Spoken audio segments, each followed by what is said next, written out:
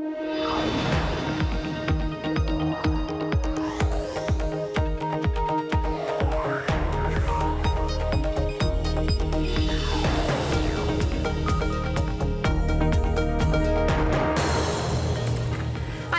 San Francisco, and this is Bloomberg Technology. Coming up in the next hour, as the U.S. midterm elections near, cyber threats are at an all-time high. How are countries battling it out in cyberspace? We will ask the CEO of Cloudflare. Plus, new revelations in the early stages of GDPR's rollout. Why Google may now have the upper hand in Europe's digital ad market, and competitors aren't happy. And big banks betting on blockchain. We will hear from Tradeshift, a blockchain startup now valued at more than $1 billion after a funding round led by Goldman Sachs. First, to our top story, the U.S. Department of Homeland Security has installed a new software sensor in computer networks in dozens of states. The goal, to detect any possible threats or breaches in upcoming elections. But some critics say it's not enough. Meantime, several countries are fighting a new war online, and the number of attacks continue to increase by the year. Bloomberg Quick Take takes a look at which nations are turning the web into a battlefield and how they're doing it. Cyber warfare is a cyber attack that has the backing of one nation with the intent of hurting another. It's using a computer and using hacking to accomplish something that you would ordinarily need a bomb or a gun to do. This takes on a lot of different forms. It could be infecting an enemy computer by holding it hostage with ransomware, disabling it with a flood of messages, also known as a distributed denial of service attack, or with good old-fashioned malware, like a virus or worm. Shutting off the power, that's kind of a big one. Shutting off services at a hospital, of course. Transportation network, so if you shut down rail service, if you shut down port services. A number of countries, including the U.S., are known to have active cyber warfare programs. But Russia decided to really go on the offense and be noisy and make it known that they have these capabilities and that they're ready to use them. Like causing 2 large-scale power outages in Ukraine, or manipulating social media to sway elections. The thing that we have to worry more about is not cyber warfare, but these information operations. That's what happened in the 2016 election in the U.S. Attacks, including information operations, have grown by the thousands each year since 2006, and those are just the attacks we know about. I think there's just a lot that happens in wartime that the general public is not aware of. We don't know how often these cyber weapons have been used. We just have no idea. For more on the top cybersecurity threats in the U.S. and around the globe, we are joined by Matthew Prince, CEO of Cloudflare, which works to improve performance and security for websites and data platforms, as well as Bloomberg Tech reporter Jordan Robertson, who you just heard in that piece. He covers cybersecurity for Bloomberg News in Washington. I want to start with election meddling, Matthew, and talk to me about what the risks are, the biggest risks are right now as we approach the midterm elections. You know, one of the things that we're seeing when we work with state, county, and local governments around the world is that oftentimes the aims of attackers are not necessarily to influence the direction in one direction or another, but just to discredit elections generally. And so we're seeing attacks against things like the sites that people can use to register to vote, where they can figure out what their polling place is, where the official results are published after the fact. And making sure that there's integrity in our entire election process is really critical for a democracy like the United States. So, for example, the Department of Homeland Security says these things called Albert sensors are now installed in 29 states, and they sort of detect traffic coming in and traffic coming out. Is that enough? Well, you know, one of the things that's hard in the United States is that elections are inherently local. They're often run by someone who is on their own, a county administrator or a city administrator, and then that percolates up to the federal level. And so these people feel very vulnerable to the widespread attacks that are there. And so I think what the Department of Homeland Security has done is a great first step in understanding and being able to get a landscape on what is going on. But there needs to be additional effort to actually harden and support those administrators that are helping support this critical function of our democracy. And of course, 29 states is not 50 states. Jordan, I know you've been doing a ton of research on this. You know, give us a little bit more on the state of play when it comes to where states are and what else they are working on to prepare.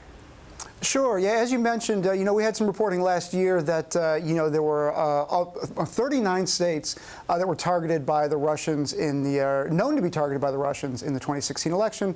Since then, the Department of Homeland Security has suggested that essentially all the states were likely at least probed or scanned, and there are some fingerprints of these attackers on some of these election systems. Now, some of the national security folks we talk to will say that's a really big deal because these guys are no joke adversaries. These are serious adversaries. So if you've caught a fingerprint of them in one place, chances are there are things that you haven't caught in many more. So states are trying to get up to speed. But as Matthew points out, part of the problem is this, is that, we like to think of hackers like we see in the movies, like they're breaking into these systems, they're tinkering with individual votes to tilt the election in favor of one candidate or the other.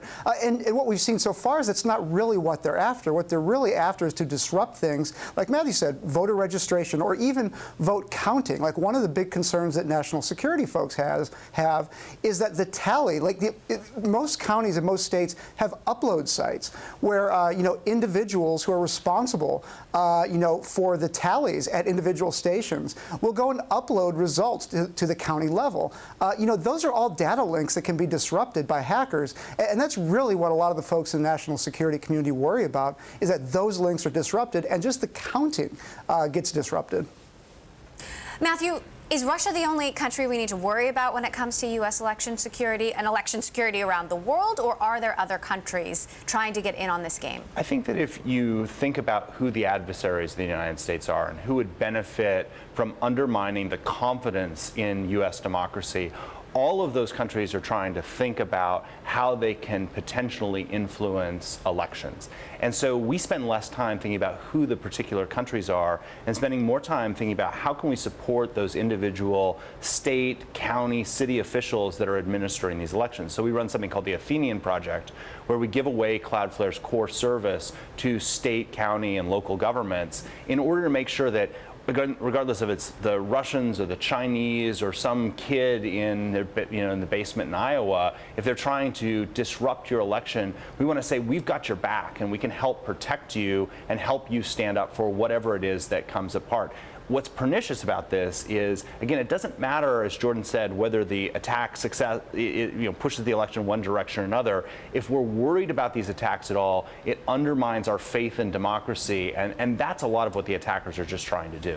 These potential election attacks are very top of mind right now, but as Jordan talked about in his piece, we're also concerned about attacks on the power grid, and these could have, much more sort of far-reaching implications. What should we be worried about right now beyond the midterms? Well, I think that, the internet was never designed to do all of the things that it does. And we have come to rely on it as this critical piece of infrastructure, but it doesn't have the performance, security, reliability traits that we would have designed the network to have from the beginning. And so at Cloudflare, we're really proud of being at one of the organizations that's thinking about how we can build a stronger internet, and whether that's protecting elections through something like the Athenian Project, or that's working with power companies to make sure that their infrastructure is hardened, or individual small businesses that might be targeted by hackers. What we need to have is a faith in the underlying foundation of the internet, regardless of what the services are being provided on top of it. Now, Jordan, something you've raised recently is not just attacks on software, but attacks on hardware, which can be even more difficult to detect, more difficult to prevent. What is the scale of the threat here? Well, Emily, part of the problem with attacks on computer hardware, as we've seen this year with vulnerabilities such as Spectre and Meltdown, which attack computers' microprocessors, is they leave virtually no trace. So a lot of what we've talked about in the last 20 years regarding hacking has been software-based attacks. So once you discover them, once you fingerprint them, you can remove them from your computer in most cases. The problem with hardware attacks is twofold. One, they tend to leave no trace. There's no record of the attack happening. And two, if you discover that a piece of malware is embedded in your hardware, you can't remove it. You literally cannot remove it. You have to throw away the hardware. So this is where spy agencies have dwelled for a very long time. This has been open season for years and years and years for the U.S. and the Chinese and the Russians and all the really advanced attackers that want to get deeply embedded inside an organization's computer systems. So, the cybersecurity industry is really starting now to take a hard look at, how do we secure these computer systems that are not part of government networks or banking networks or these networks that are already very heavily protected? How do we secure hardware for the average person that's walking around with a supercomputer in their pocket, in a phone form? So these are threats that, again, the national security community, banking sector, the really highly defensive defended sectors have looked at for quite some time.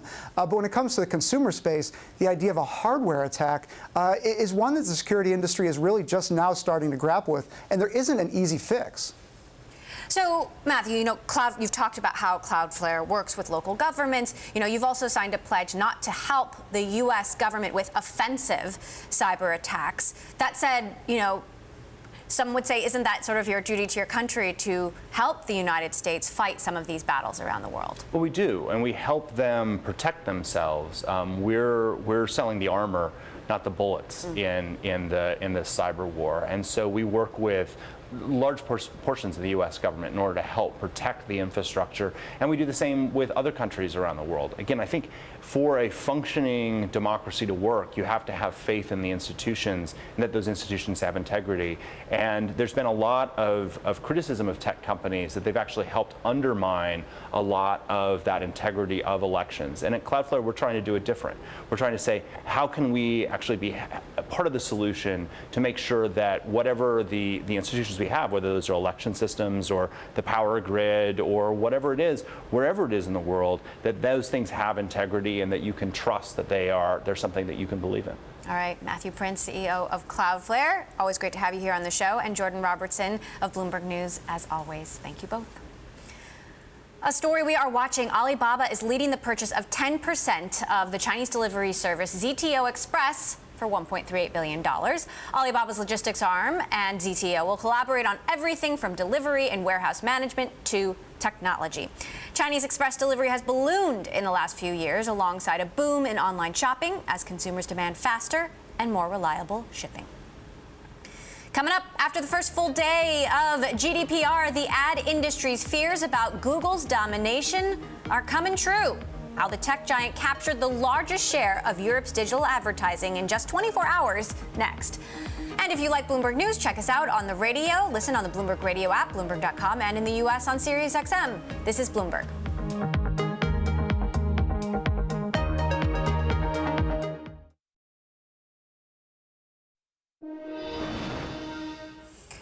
For months before European data privacy laws came into effect, Google's rivals fretted that the search giant was poised to benefit at their expense. And after just one day operating under the new rules, those concerns look warranted.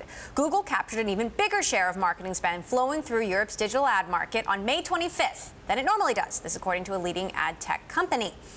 For more, I want to bring in Bloomberg's Caroline Hyde, who joins us from London, and here with me in San Francisco, Bloomberg Tech's Mark Bergen, who covers all things Alphabet. So you say that Google captured about half of the European ad market before this, but on this particular day, last Friday, captured 95%. Yeah, and so this came from AppNexus, which is a private firm that competes with Google in display advertising. And I should specify this is just for what's called programmatic advertising, popular form of automation. So we saw a couple things happen on Friday when GDPR went into effect. A lot of European marketers and publishers just stopped spending on automated advertising, right? They were a little nervous that these new rules where every single company, there's just dozens of companies along this sort of supply chain that serve you a digital ad online, they're now required to get consent.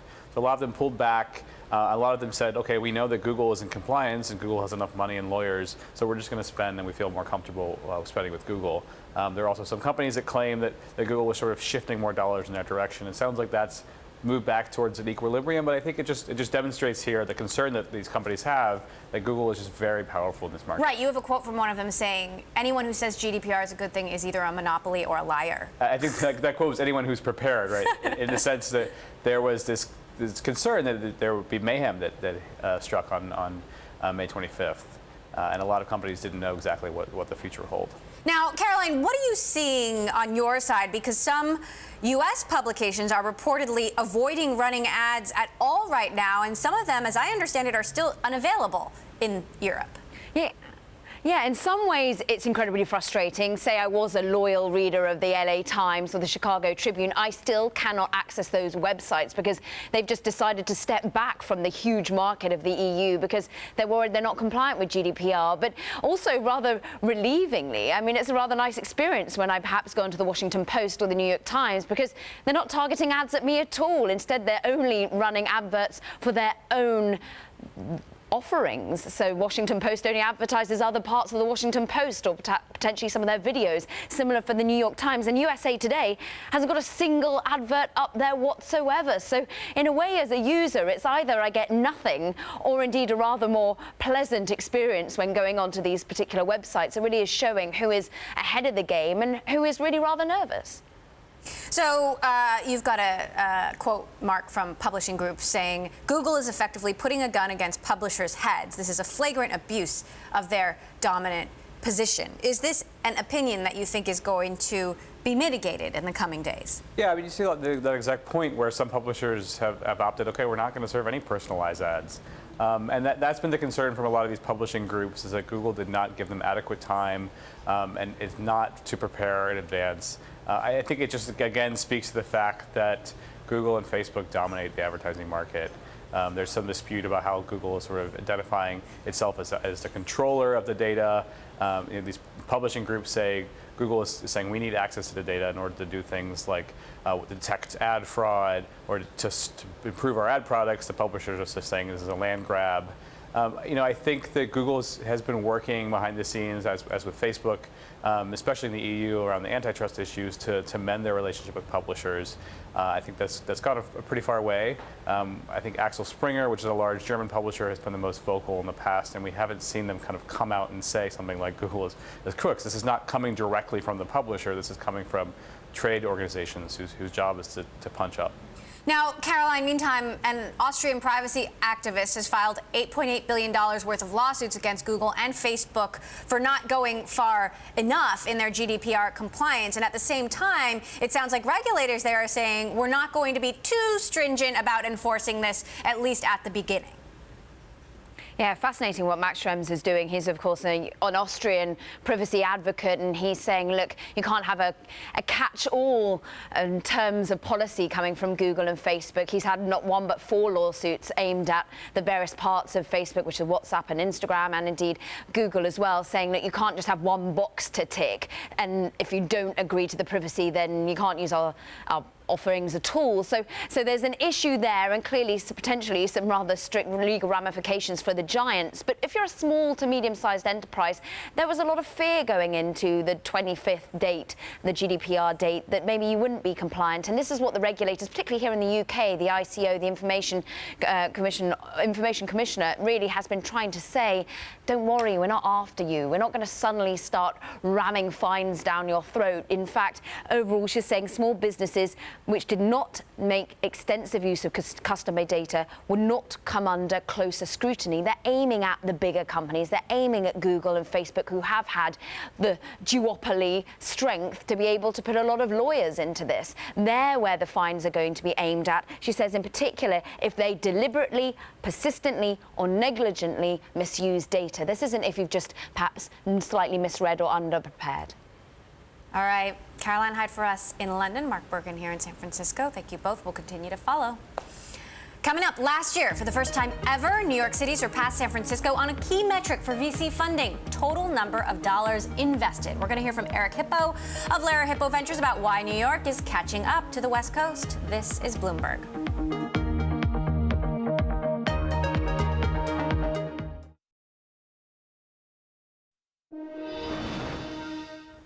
Since 2006, venture capital investments in New York City have increased from $2 billion to over $12 billion. In the latest Cornell Tech at Bloomberg event, our Scarlett Fu spoke with Eric Hippo, managing partner at Hippo Lara Ventures, and talked about how competition is heating up between New York and Silicon Valley. It's a very collaborative community. We literally all work with each other. There's no term sheet wars. There's no valuation kind of things going on. People tend to want to team up. It's not a very big community from an investor point of view, certainly compared to the West Coast. Right. And everybody seems to have found their space and what they really like to do and what they're good at. So that's one thing. The second thing is, the companies that we invest in New York tend to be kind of more on the service application. Building whatever you can build on top of platforms, existing platforms. So we're not, maybe Cornell will change that. Cornell Technion will change that. But we're not reinventing the infrastructure of the internet. And we're not doing the next generation of storage devices. So as a result, we tend to invest in pretty much anything that New York is good at, including all the different domains. Pretty much every industry, every sector of the economy you can think of is represented here in New York. So we tend to do very diversified type of investments. When it comes to investment criteria, you say there are 3 questions you need to ask before considering an early stage investment. Is it the right team? Is it the right idea? And is the timing right? How much of this is gut-driven versus informed by your experience? It is part art and part science. We're early stage investors. Our first investment is always in the seed round. We now have enough. We have 2 funds, so we can follow the full funding cycle all the way to the end. So we do make late stage investments, but at the beginning we're always early stage. So when you're doing an early stage investment, you ask for the usual things. The business plan, the operating plan. All these numbers, but none of that really makes a ton of sense, except how the founders think the business is going to evolve. The numbers by themselves are kind of invented. So you really have to rely on, one is, as you mentioned, the idea. Is this a really big idea? Is this an idea that's going to take over the world, not just going to be applicable in your neighborhood or in New York? It's going to be big. Timing is not something that you can study. Timing it comes with experience. It comes with being in the market. If you're too early, it might be the best idea in the world. It's just not going to work. Right. You're going to run out of money. And if it's too late, you're going to be a Me Too company. So you're looking for kind of that perfect timing. Sometimes you miss. Hopefully you are successful more than you miss. But lastly, and really where the bulk of the time is spent is on the team. Who are they? Why do they think they can do this? Is this something that they feel viscerally, not just a kind of a school project, an MBA type project? It's got to be something that they feel is really important in their life. It's going to change their life before it changes everybody else's lives. That was Eric Hippo of Lara Hippo Ventures with our own Scarlett Fu from the Cornell Tech at Bloomberg event. Coming up, why Goldman Sachs is betting big on blockchain, getting into late round funding that is exploiting blockchain technology to tackle what they see is a $9 trillion business opportunity. We will hear from the CEO next. And the Trump administration lays out investment limits and tariffs as part of a broad crackdown aimed at limiting growth in China's tech sector. We will head to Washington to discuss next steps. This is Bloomberg.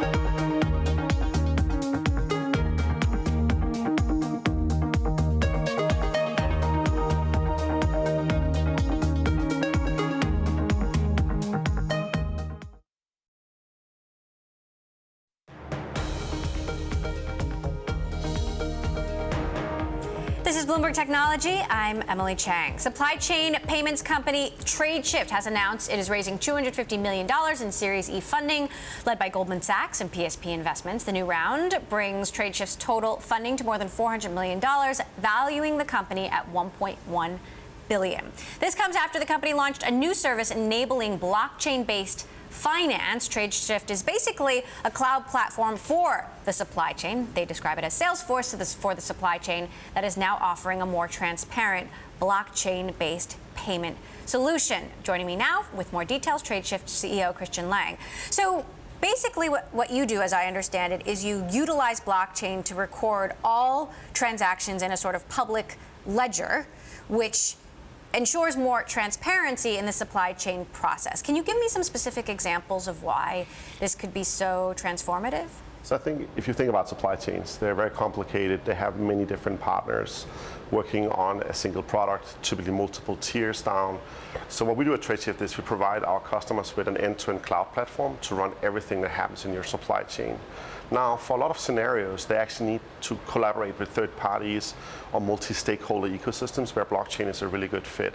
So for all of those scenarios, we allow them to write the transactions to blockchain. They can collaborate, they can share data. For instance, if you have a certificate proving this has been produced in a sustainable way or free of carbon or whatever you want to do, you can then stamp those things to the blockchain, and all of the other partners around that piece of the ecosystem, they can see that data and they can have access to it without needing to opening all of your data, all of your books. So it allows people to collaborate much more efficiently. Now, I've read that the accounts receivable market is like a $9 trillion market. How much of that could you potentially address? So actually, B2B is massive. For every single consumer transaction, there's around 9 B2B transactions. We move more than $500 billion in trade already. It's roughly the same as Amazon. So out of that $9 trillion market, just here in the US, it's $1.2 trillion that's right now outstanding in payments between companies. So if we can make that more efficient, if we can move capital faster, and if we can help people trade more efficiently, that's a massive opportunity. Now, Goldman Sachs, now one of your investors. I was speaking with David Solomon a few months ago, president of Goldman Sachs, about blockchain and Bitcoin in particular. Take a listen to what he had to say. We think blockchain, very, very interesting technology, but whether or not cryptocurrencies become a real store of value and how that all evolves, that's something we're going to watch very carefully. Now, what I find interesting is that you don't actually accept cryptocurrency as a payment form. Isn't that kind of an oxymoron? No, I actually think the potential for blockchain is in many other areas, especially as you look in business, than necessarily the crypto payments. Cryptocurrencies are not very stable means of payments. If you have a business, you want very stable currencies. This is a problem. I think the ability to coordinate large, complex ecosystems of people and companies is much more relevant. I think having transparency for financing, being able to write payables, for instance, so you can share them with your bank or your creditor, is much more important than necessarily moving currencies first when it comes to companies. I think we need to see a next generation of currencies that are far more stable before that's really relevant for the B2B side of the world. Now, that's interesting because I also sat down with the CEO of Stripe recently, and the company had just stopped accepting Bitcoin as a form of payment. Take a listen to what Stripe CEO Patrick Collison told me. It was trending towards being a digital store of value. I think that's a valuable thing to have exist in the world. I genuinely wish them the very best with that, right? It works less well for our use case. And this wasn't kind of so much like a decision where we wanted to be the arbiter. We're just looking at the data, and it was declining rapidly in use as a payment method. If it starts increasing again as a payment method, then sure, great. We'll go back and we'll add it. That is on an upcoming edition of Bloomberg Studio 1.0. And I had asked him, does he think that Stripe could be on the wrong side of history with this decision? I mean, do you think at some point there will be a cryptocurrency that is, works as a store of value, and will that be Bitcoin? I think it's hard to imagine without, honestly, government backing to create some stability. I think, at least for large companies, if you're dealing with the Fortune 500, they want to make sure that the currencies they trade in are insured and are backed. And right now, I don't see Bitcoin being it. I think Bitcoin is just not efficient enough. That's another big problem. We run sometimes thousands of transactions per second. This is something the Bitcoin protocol can't handle right now. So again, I think there's many other use cases, but as an end-to-end problem, if I'm a Fortune 500 company, I need to handle a lot of different things in my supply chain, from logistics, sustainability, payments, trading, and actually the actual payment piece is a very small piece of that pie. There are much bigger problems like track and trace, knowing where my goods are, making sure that the consumer goods I put in front of consumers in China are coming from the right sources and have been healthily tracked all the way. Those are really, really big problems for business, but I think blockchain will be applied before. Now, there's a concern that you attach the term blockchain to any company and the valuation goes up, and some have suggested that your valuation wouldn't be sustained necessarily on the public markets. How do you respond to that? I think, look, we are a very fast-growing SaaS company. Our valuation is backed by our revenues. Investors like Goldman Sachs, PSP, they're very savvy. I don't think they invest without making sure these things are where they need to be. We are very comparable with other companies that are trading right now. So I feel pretty good about where we are, and I think it's not like we attached blockchain and became a blockchain company. We've been working with global payment and transactions for the last 8 years.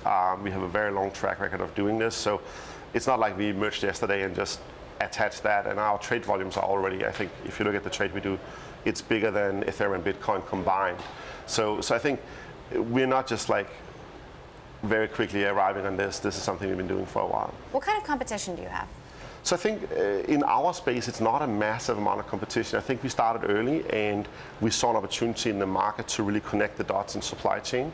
And that has given us a big advantage. I think if you look at, there's a lot of niche players that do bits and pieces of this, just like there were before in the sales side, right? You had Salesforce emerging as a player that became a platform and an ecosystem, but you had these smaller players maybe doing the marketing automation or another piece, and we connected the dots.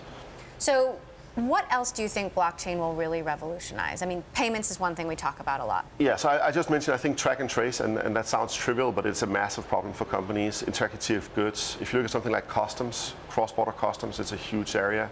Logistics, every single logistics company in the world is looking at this. So I think these are the areas where there's the most benefit early. I think, as I said again, payments is actually a relatively trivial problem in business. It's a huge problem for consumers, but in business it's a relatively trivial problem. All right, Christian Lang, CEO and founder of Tradeshift. Thank you so much for stopping by. Facebook is planning to offer its WhatsApp payment services to all of India starting next week, even without a partner. Fourth partner State Bank of India will join once it has its systems in place. According to people familiar with the matter, the rollout shows just how urgent the race is to win market share from local rivals, Google and Alibaba-backed Paytm. WhatsApp has more than 200 million users in India specifically. Coming up, VC firm Structure Capital is betting big on the sharing economy. We will speak with an early Uber investor there on why he sees only more growth ahead. That's next. This is Bloomberg.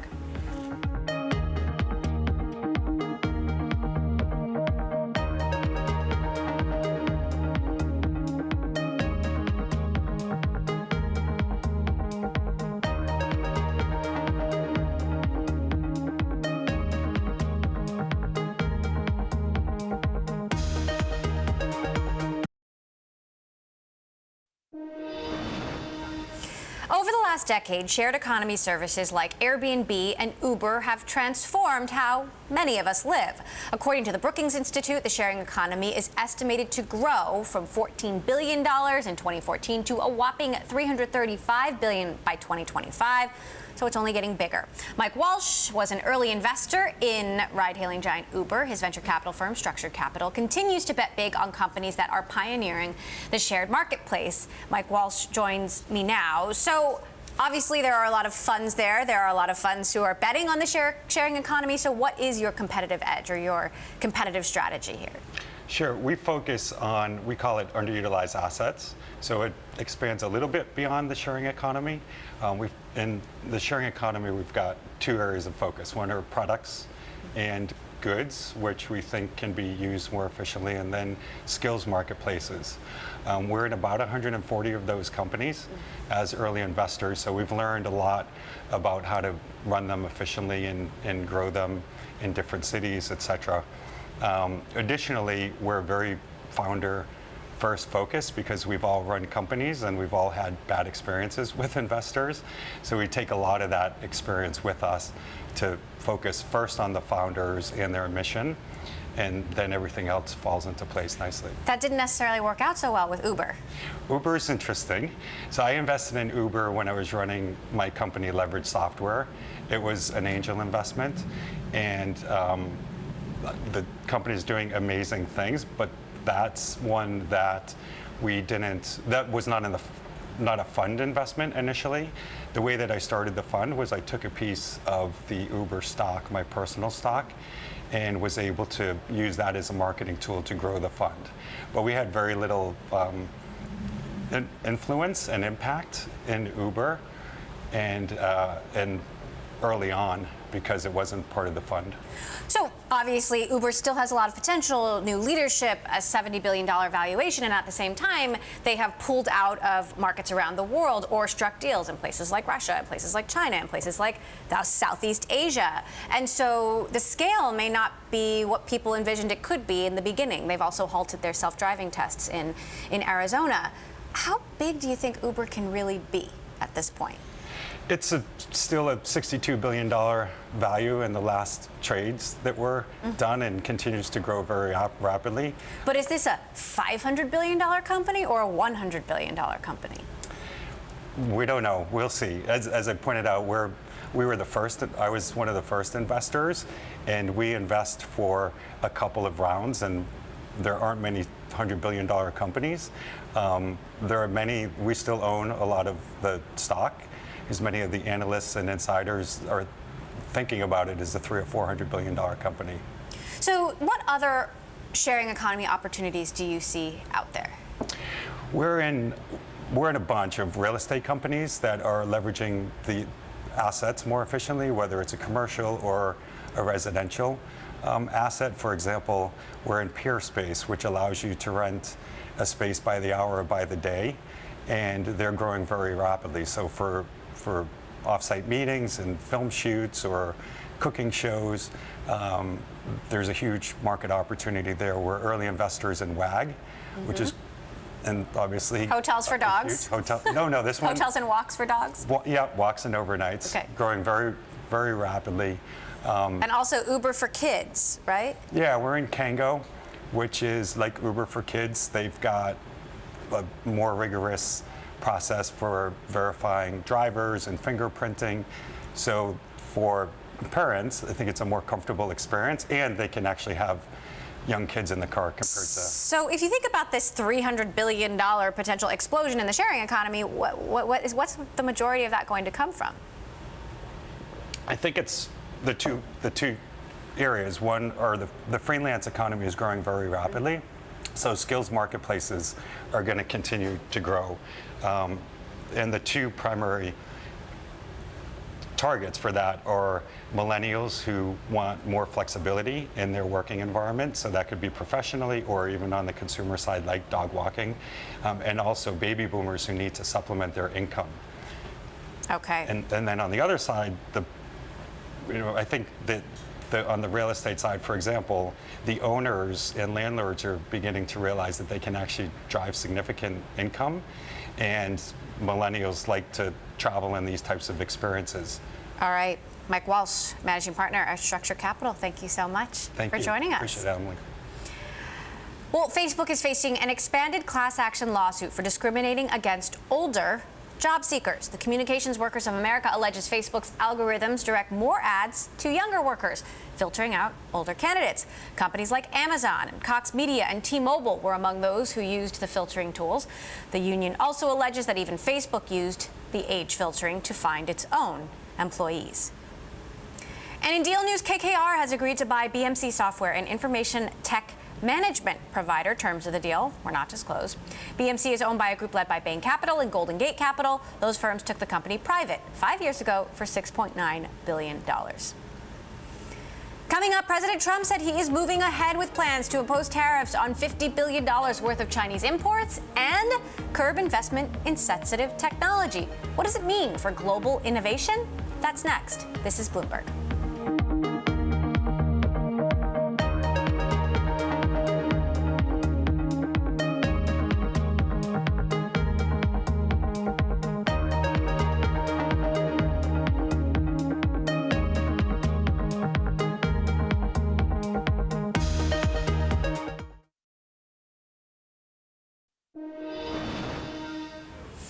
ABC is pulling the plug on the Roseanne reboot. The president of ABC Entertainment made that announcement today after the show's star, Roseanne Barr, made a racial slur on Twitter about a member of the Obama administration.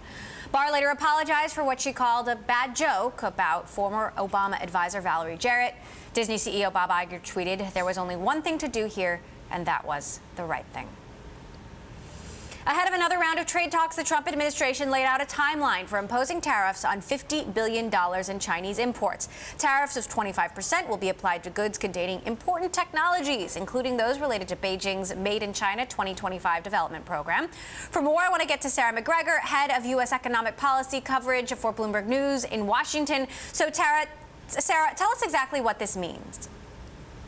So today's announcement by Trump was actually a big surprise. The last that we heard from Secretary Mnuchin after he visited China was that these tariffs were on hold. And actually a Chinese delegation also came here, and it seemed to really smooth things over. And that they were going to try to use negotiations to forward their talks. And another good sign was that the U.S. Commerce Secretary is scheduled from June 2nd to 4th to actually go to Beijing to sort of hammer out the finer details. So I think U.S. business and even Congress had sort of calmed down and felt like there was going to be a level-headed approach, and not a lot of people wanted tariffs. They felt like it would be too disruptive. It was a big unknown, and it might hurt the economy and businesses. And so today, I think, when the Trump administration came out with this statement early this morning, it took a lot of people by surprise. People were not briefed on this, Congress or businesses, and it really put these tariffs back on the table. And, you know, there can be speculation about whether it's a negotiating tactic ahead of, again, Ross later this week going to Beijing. But it sounds like, you know, the Trump administration is firm, and it set out some time frames. So by June 15th, a final list of Chinese goods that would be hit by tariffs will be published. So give us some more specifics about what kind of goods, what kind of technology in particular. When the original list of proposed goods that would be hit by tariffs came out, it seemed to be pretty random, but the Trump administration has explained that they apparently had an algorithm that looked at how they could inflict maximum pain on China and minimum pain on U.S. consumers. And by that, they meant they're really targeting China's 2025 plan, which is their desire to, and China's investment in high-tech industries to become dominant, to become the world leader in things like electric cars and artificial intelligence by 2025.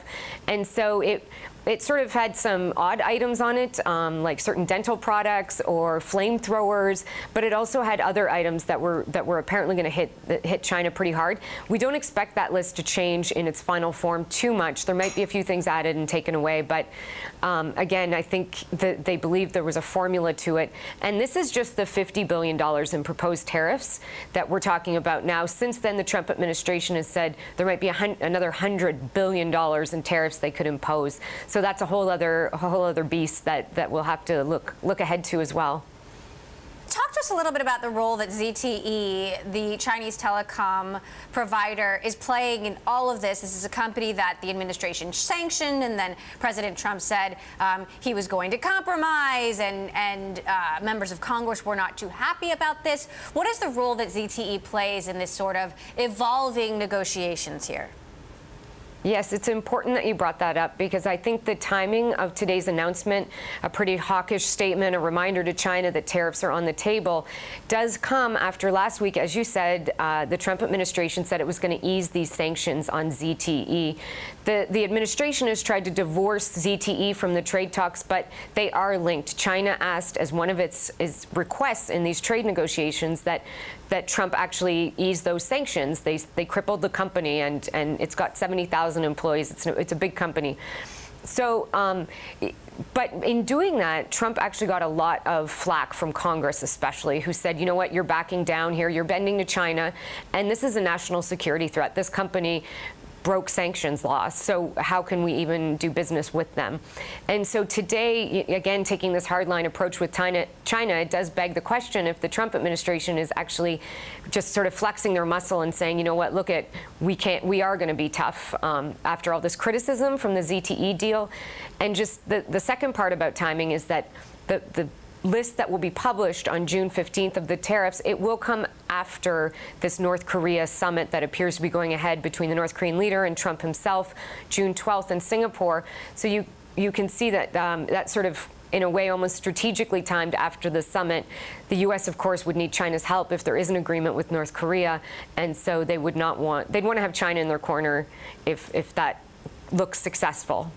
This after we all thought the summit was off. You know, from your perspective, how unique is the dynamic of these conversations? Yes, I mean, I think this sort of mixture of foreign policy and trade policy right now can't be underestimated. I think, you know, we often talk about them in isolation, but clearly, again, as I said before, the Trump administration is going to need China's help if it wants a deal on North Korea. China is North Korea's biggest political ally, its economic lifeline, and they will be, you know, crucial to try and get a deal. So I think really there's a fine line for the Trump administration to walk here. There's a lot of pressure coming from Congress and from business communities, but ultimately I think a win on North Korea would sort of eclipse what could even happen on trade if there can be some movement there, if that is possible. And so I'm sure the Trump administration is absolutely aware of that, and they're trying to sort of juggle all their balls here. All right. Sarah McGregor, Bloomberg News, head of U.S. economic policy. Thank you so much for sharing those updates with us. And that does it for this edition of Bloomberg Technology. From San Francisco, I'm Emily Chang. This is Bloomberg.